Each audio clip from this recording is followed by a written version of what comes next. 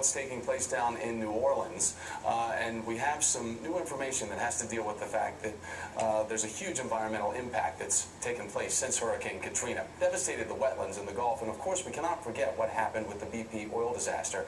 MSNBC science and environment expert Jeff Corwin, he's live in New Orleans, and he's been checking things out for us now, and what it's like about 5 years later. So Jeff, we really can't take for granted what the BP oil disaster has now done. So is it hard to differentiate how we've seen the wetlands come back to compared to what they just suffered this summer?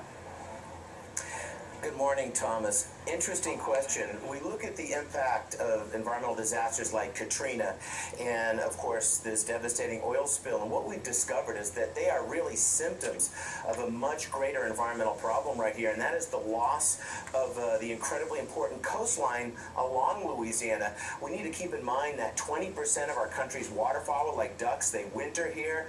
90% of everything that lives in the Gulf spends at least some part of its life in these wetlands. Incredibly important, and what we've learned is that these wetlands are in a lot of trouble. Let's take a look.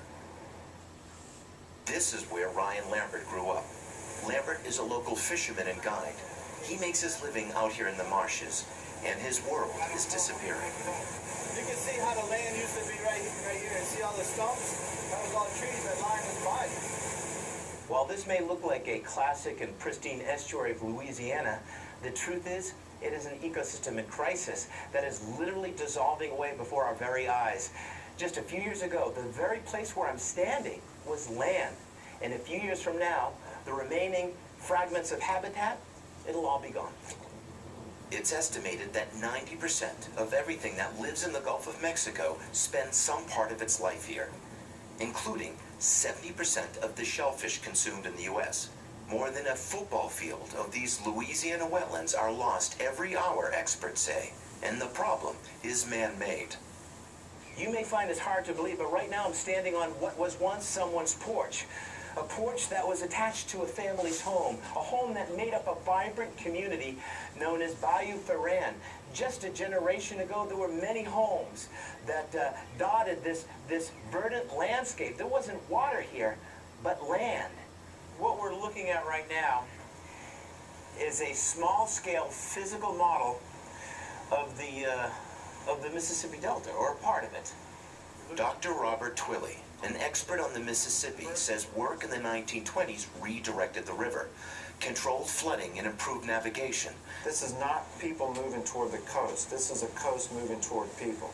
But research now shows changing the river's natural flow prevents the muddy sediments from reaching the marshes where it belongs. Marsh, that is a vital habitat for hundreds of species. It was that sediment from the river flowing over those banks built this land, and that no longer exists. Therefore, the land is starting to disappear. If nothing is done, Tom Moorman believes the Mississippi Delta will disappear. But he also believes there's an answer. Really, it's very simple. We got to reconnect the river to its wetlands, and conceptually this lock right here that we're seeing, water rushing through it, that's all it takes. Get that fresh water, that sediment, back into the marsh.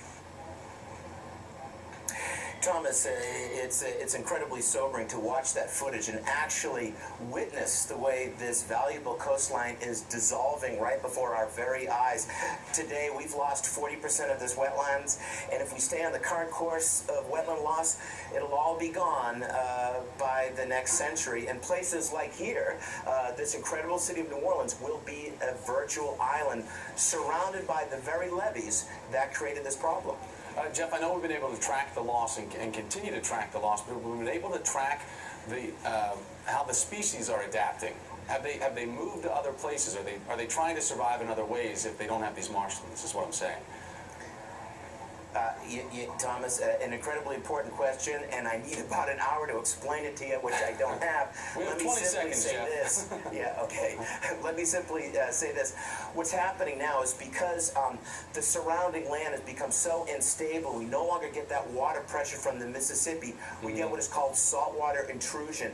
It comes in, and it literally kills off the freshwater ecosystem.